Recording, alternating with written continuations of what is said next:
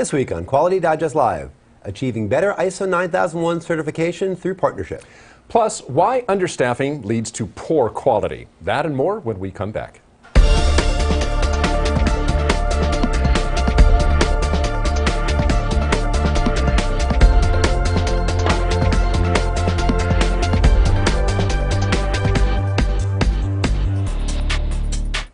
This week's sponsor of Quality Digest Live is the Baldrige Criteria, empowering organizations to reach their goals, improve results, and become more competitive.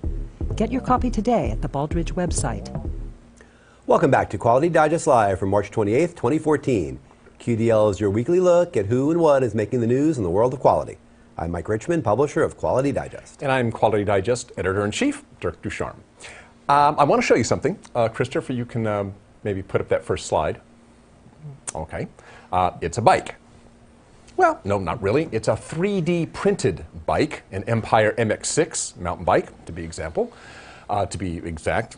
Not an example. Exactly. The entire frame of which was printed, 3D printed, out of titanium on a Renishaw AM250 additive manufacturing system, otherwise known as a 3D printer. 3D printer, that's what we like to call them anyway.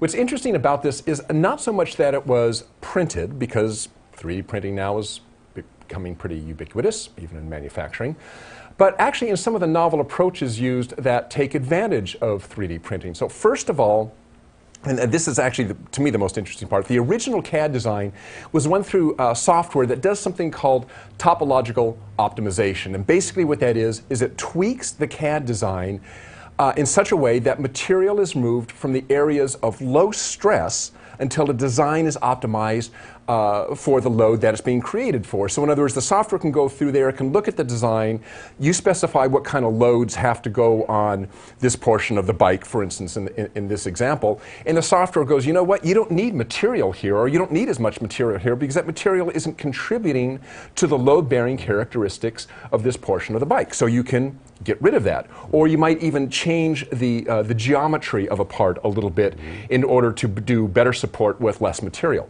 So that's what the topological optimization is all about. And this gives you a model that is going to be both lighter and stronger. And in this case, the mountain bike is about 30% lighter than its predecessor from the same company. Next, because there are much fewer design constraints in 3D printing, the resultant topological optimization could be carried out in practicality. In other words, this design could be printed, which is something that would not have been possible with standard manufacturing techniques. So there's a lot of machining operations or forging operations and so forth that you simply can't do on certain designs. It's just physically not possible to make a single part. You can maybe use multiple parts to make a product, but you couldn't do it in a single part using some of these standard manufacturing techniques. With 3D printing, you can.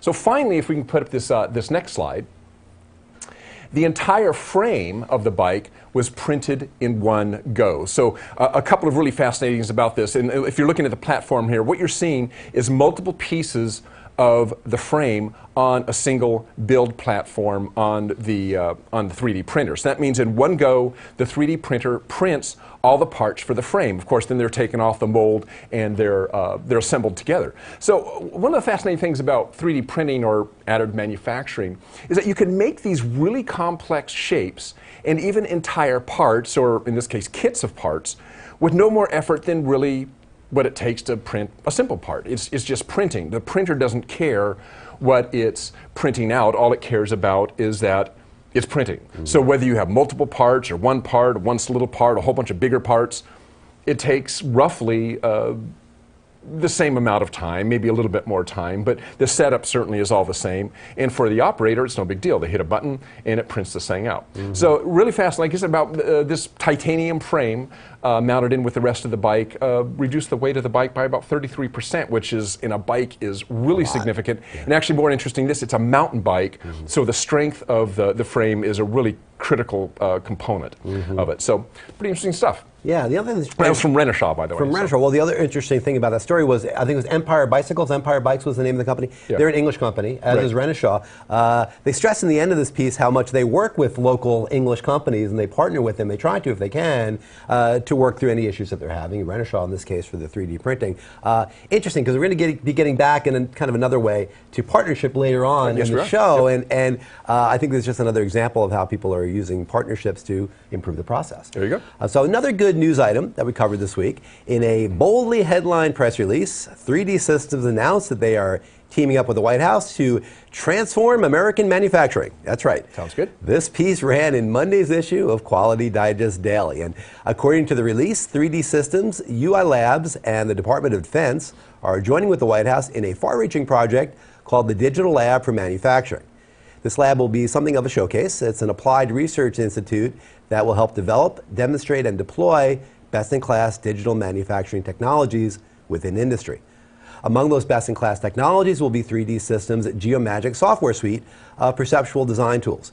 You faithful watchers of our show will remember that we recently were treated to a demo of some of Geomagic's functionality in a tech corner right here a few weeks ago from Sean Parker, I think it was. Sean joined us here in the studio, showed us off some of their interesting technologies. Now, 3D Systems' Chief Strategy Officer, Ping Fu, made a comment that the digital lab is important because, and I'm quoting from her now, for America to lead in manufacturing, seamless digital threading needs to be readily democratized, localized, and accessible. Great point, because we certainly, I think, have some really great technology in this company, but the problem many times is that they're not accessible, especially for these smaller manufacturers. Some of this breakthrough stuff, some of this really leading edge stuff that helps manufacturers do their jobs better, just isn't available. It might be very expensive. It might be difficult to have access to. So the lab that we're talking about here is expressly intended to be used by companies of all sizes. It's part of a proposed national network for manufacturing innovation, which we've spoken about, by the way, on the show in the past. This network will include the digital lab, which will consist of regional hubs intended to accelerate the development and adoption of leading manufacturing technology. So good stuff there. And again, we're getting this idea that people want to work together and they want to be partners to basically to offload maybe some of these expenses and have access to some of these really great technologies to help manufacturers do their jobs better. And of course, and I would say better American competitiveness. Technology is rolling along so fast that well, I think, as you alluded to there, smaller companies can't really keep up, either through lack of resources, personnel resources or monetary resources. They can't stay on top of the latest technology and keep abreast of what's going on, or have access to these things unless there is something like this that allows them to tie into it. And the government realizes that, and I think that's why there's been resources poured into this idea that they're going to support these manufacturers with digital labs like this. So, for more information on this news item, and in fact, again, as always, all the pieces that Dirk and I are going to be covering on today's show, just be sure to check out the story links right below the video player screen right down there. Okay, and actually, spring this on you. Before we move into our first feature story, we just want to congratulate PQ Systems, one of our advertising partners, for becoming one of the 25 best companies to work for in Dayton, Ohio. Congratulations, guys. And I was curious what made a best company to work for, so I asked Barb Clary at PQ to have some of her employees put together a list of what makes a company a best company to work at. And we have a slide here that gives just a smattering of what her employees sent us. I'll just go through these. Dealings based on integrity and kindness. You hear integrity a lot. You don't hear kindness a lot. I like that. Consistent belief system derived from its mission statement. Mentors, tutorials, professional development opportunities for its employees. This is something we touch on a lot. That is one thing that really keeps employees, by the way. Bosses who like us and trust us. Open sharing of financial data. That's also something that you don't hear a lot about from a lot of companies. A lot of companies, the idea of sharing financial data isn't something that they really feel comfortable with. Ongoing emphasis on customer support. And most important, the president buys ice cream every Friday from Memorial Day to Labor Day. Wow. There you go. I'm going to have to get after this summer. I'm telling you. I'm going to Dayton. Got to show up there.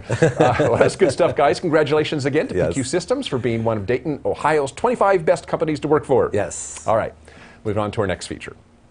There is, as they say, one more than one way to skin a cat. We have some cats right here, so Not- don't say they're that not too listening loudly. here. And as the article, Seven manufacturers in search of certification describes that applies to ISO 9001 certifications as well. So rather than bring in, let's say, an ISO 9001 consultant, one company in Holyoke, Massachusetts joined an ISO collaborative run by the Massachusetts Manufacturing Extension Partnership, MassMEP as it's called.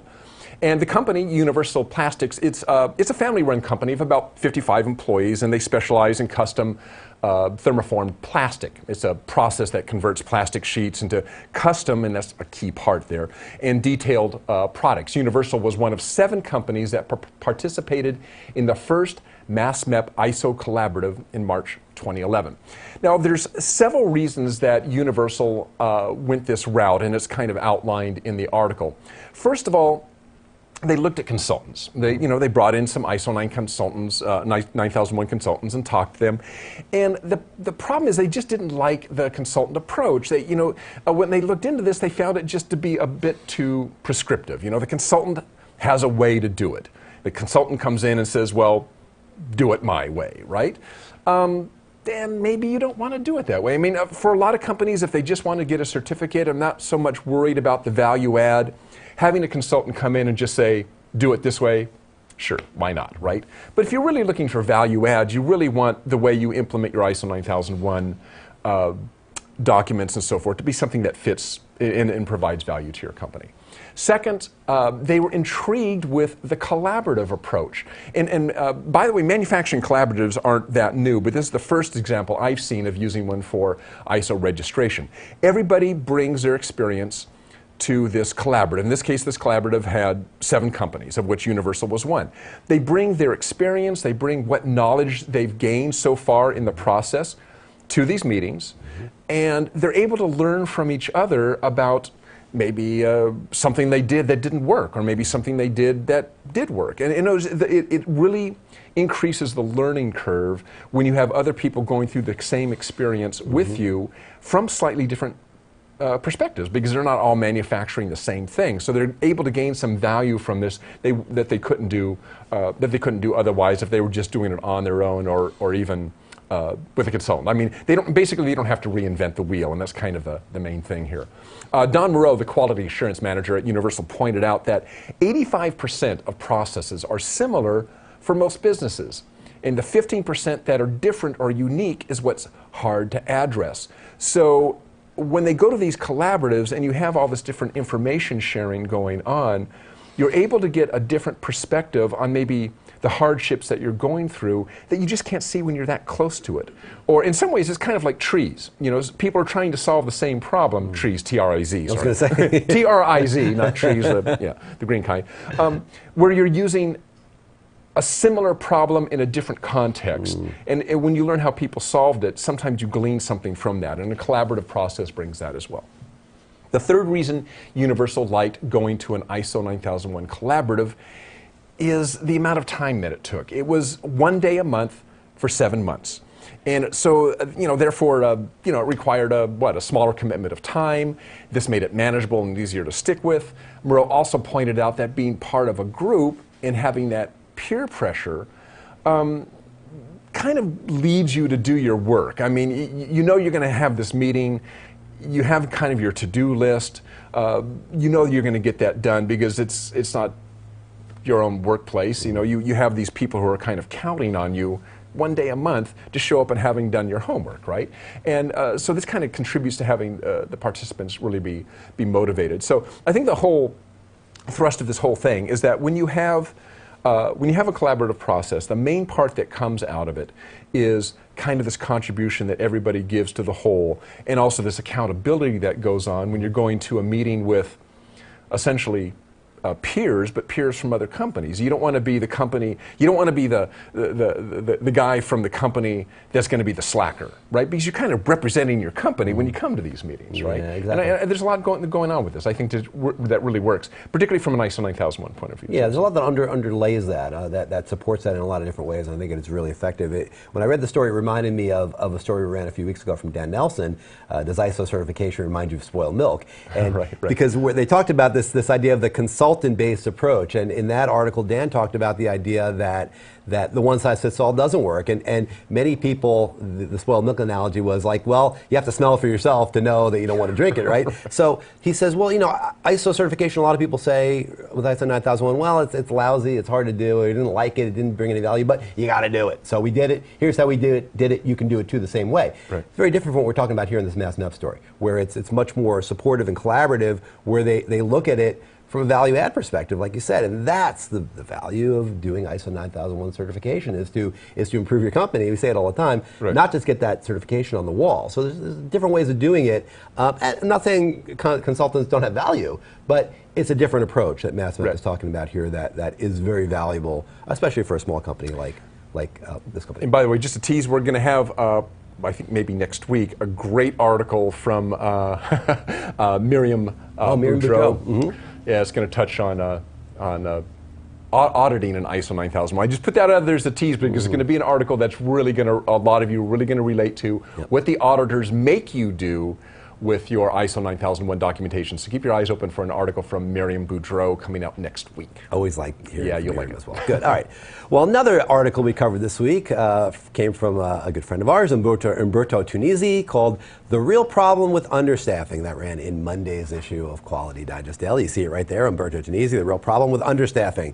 Again, it ran in Monday's issue of QDD. Now, Umberto, as many of you know if you've read him, is something of a philosopher. He's a wine lover. He's an Italian. He's an interesting thinker, an out-of-the-box thinker. I think the wine loving and the philosopher kind of go together. I think, and his articles are always interesting. They're always fascinating. Sometimes they're a little far field. Sometimes they touch on a lot. This article was a little less of that. This one was very, very tight, concise, and had a passionate point to make. And I think he made it really, really well. This idea that understaffing, from a quality perspective, is an evil. It's something that really does not contribute to value for organizations. Now, there's two issues at play here, as Umberto describes them in this article. The first one is relatively simple. It's kind of the low-hanging fruit, which is that quality, if you believe that quality is about fulfilling customer requirements and doing that on a regular basis, well, if you're understaffed, then you're not going to be able to do that, right? I mean, customers are not going to be able to get the service that they want, and Umberto refers to a couple of different examples, like in healthcare or airports or call centers. We know from our reading of TPS and Lean that waiting is one of the key wastes, one of the key pieces of muda that we try to get rid of. But most of the time we think about that in terms of waiting when we're trying to produce something, to use a machine or to have production ramp up or parts to come in. But really a worse waste in terms of waiting is when your customers have to wait. Your customers have to wait to get served because you're understaffed, right? I mean, if you're in a call center and you're on hold for 20 minutes because you're waiting to talk to somebody because they have zillions of other calls, that's frustrating, and you may not want to revisit that company anymore, right? I mean, it makes sense. That's the low-hanging fruit. We think we all understand that. That's pretty clear. The second point he makes is a little bit more nuanced, and it has to do with culture and what happens to people within chronically understaffed organizations. In such instances, tribal knowledge takes precedence, and so-called tribal elders dominate. Management generally likes these kind of workers, right? And they like them because they know what they're doing. They don't need a lot of training. They're generally relatively inexpensive, and they don't rock the boat. So managers can tend to like those types of people. But they don't rock the boat, but what else don't they do? The other thing they don't really do that much is they don't tend to innovate. Right. They don't tend to push the envelope. They don't tend to want to grow personally and professionally, and they don't force change within themselves and the company, because if they did, they probably wouldn't settle for being in a chronically understaffed firefighting environment. The kind of people that put up with that are probably not the kind of people that are going to really drive your company forward. So what Umberto's saying here is that understaffing has a couple of ramifications that are bad. It's not just that you're not serving your customers quickly enough and you're going to maybe lose customers, but you're also going to sub-optimize your people themselves. And in today's competitive world, you need to keep your good customers. You need to keep all your customers, but you also need to really keep your good employees, because that's currency. That's the coin of the realm that makes you work or not work and be able to compete or not compete in today's very competitive environment. Is if you have good people to help you do that stuff, to do the work you're doing. Another writer of ours, Annette Franz Glenecki, talks about that it's equally, if not more important, to have satisfied employees. You know, you talk about the customer is always right, and you have to satisfy your customer. Well, you got to satisfy your employees too. And I think that's part of what Umberto's talking about in this story. Really, really interesting perspective on this, and he uncovered some stuff here that I think we don't normally think about when we think about understaffing. Right, and I think the main thing, you touched on it with what Annette often says, is that you can tell you can tell an unhappy employee, particularly if they're customer facing, right? You know them when you see them, and it doesn't have to be. I mean, a lot of times we think an unhappy employee, think of somebody working at a low wage job. But how often have you met like a nurse who's burned out, right, and unhappy? And part of that is too many shifts. There you go, understaffing. I mean, so you know, it affects professional people as much as it affects maybe what we think is the low wage earners. And if you have unhappy employees, the customers see that. They don't want to be, I don't care whether it's a fast food place or a hospital, they want the people who are working with them.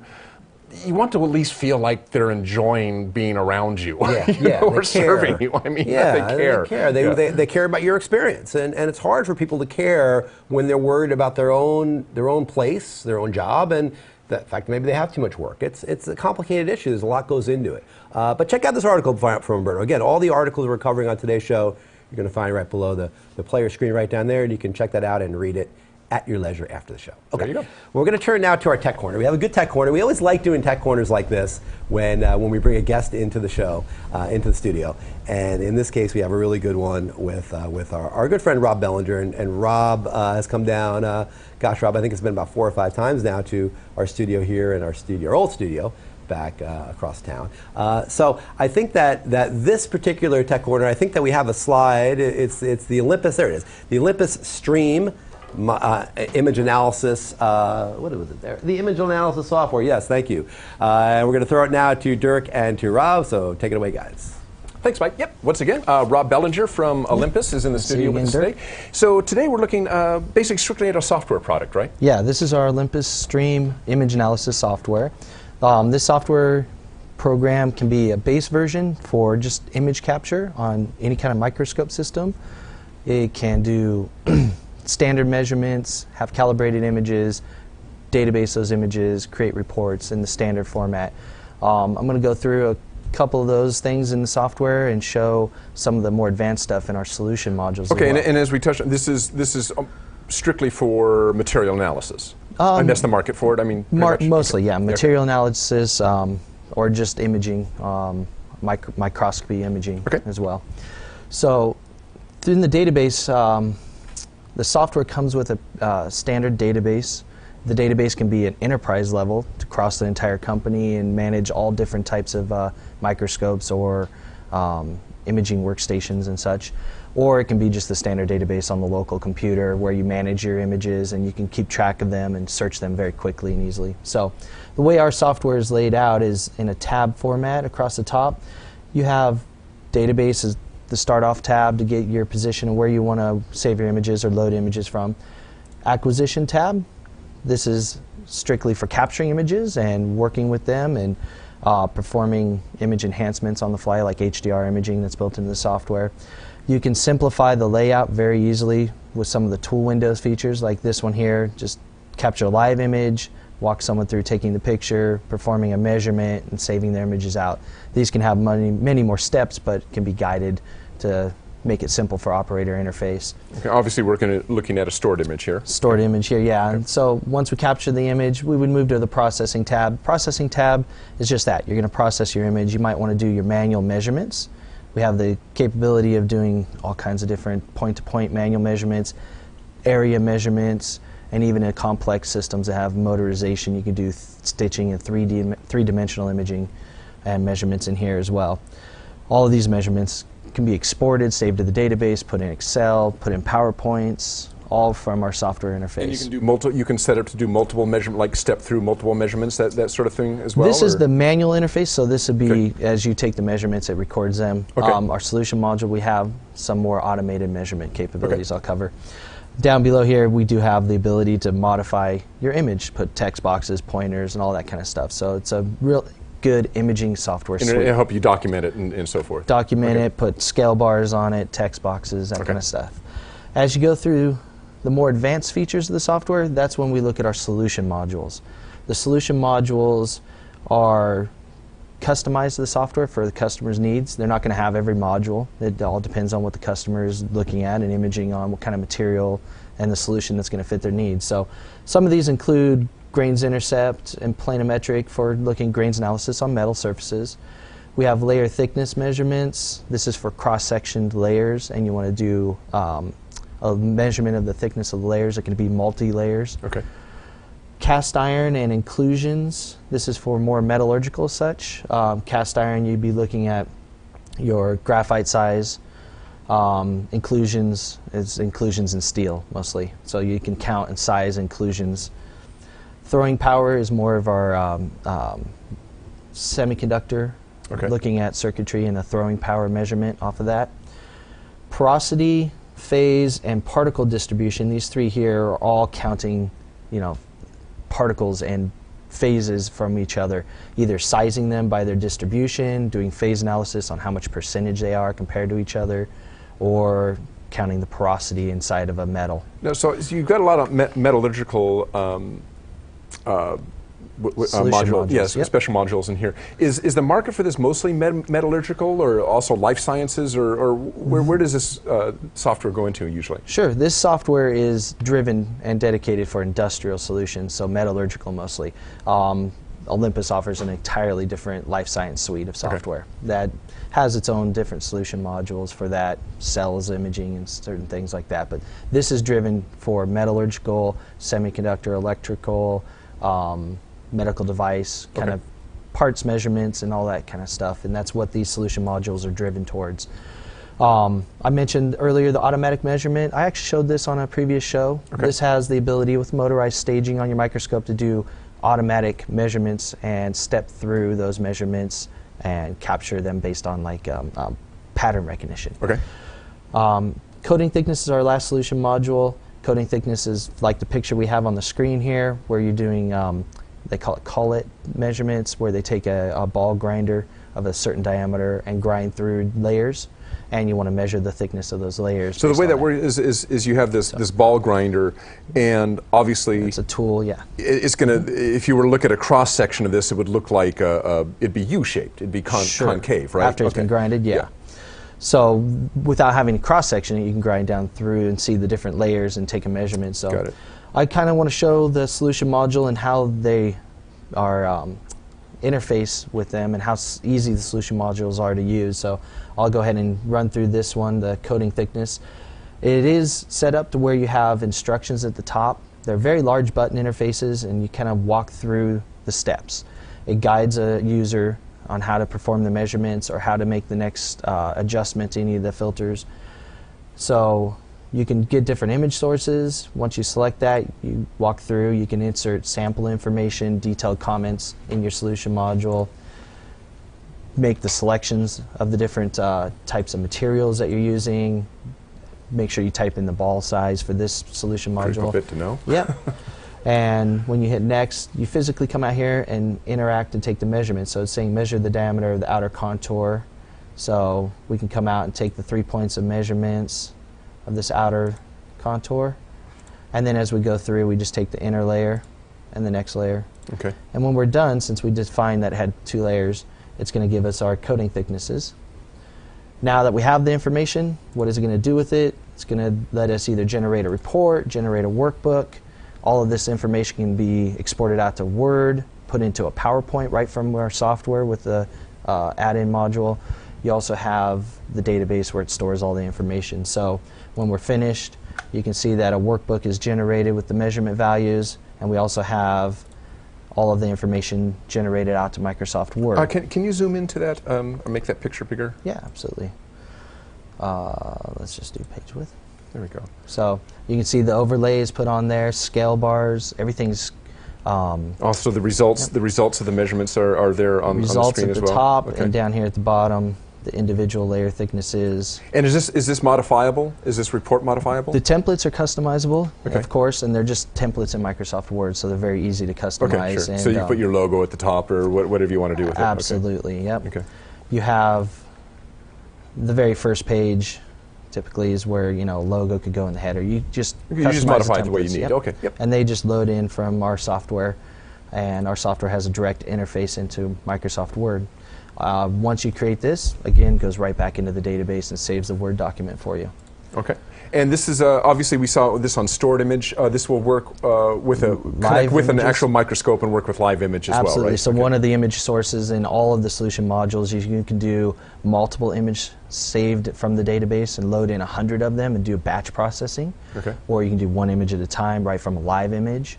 A lot of these solution modules, when you have the motorized stage and automation attached to your microscope, it's going to control that, and it can drive the stage around and take the pictures automatically. And we call that stage path function, and it goes through and captures those images and then processes them. And this is a standalone or enterprise, right? This could be software. This could be a standalone one station type thing, or the software can be And with a shared, I think what you mentioned with a shared database, is that shared database, network licensing, all that kind of stuff. Of course. All right, great. So this is the Olympus Stream. Yep. Image analysis. Material image analysis. We mostly say image analysis software. Yeah. Okay, great. Rob, thanks for being with us. Thank you. Okay, Mike, back to you. Thank you, Derek. Thank you, Rob. And again, yes, the Olympus Stream image analysis software. Another great tech corner there from Rob and from the guys at Olympus. We always like having the Olympus team down here to do a tech corner with us. Well, they live just up the street. So Rob's not far. He's up the street. He's a new daddy. So congratulations, Rob, and your wife and your ever-expanding family. We're happy for you and glad you could join us today on the show. All right, well, that is our show for this week. But before we go, we'd like to thank today's sponsor. For more than 25 years, the Baldrige criteria for performance excellence have empowered organizations to reach their goals, improve results, and become more competitive. The 2013-2014 criteria feature a renewed focus on innovation, social media, operational effectiveness, and core competencies. Get your copy today and improve your organization's performance. For more information, check out the banner ad just below or just to the right of this video player screen. That's right. Well, today is the end. Now is the end of the show. Right. Today is the end of the week. Thanks to all of you for joining us. Obviously to Rob Bellinger for joining us at Olympus. Yeah. And we will see you all next week. That's right. Have a great weekend. We'll see you then. So long. Bye.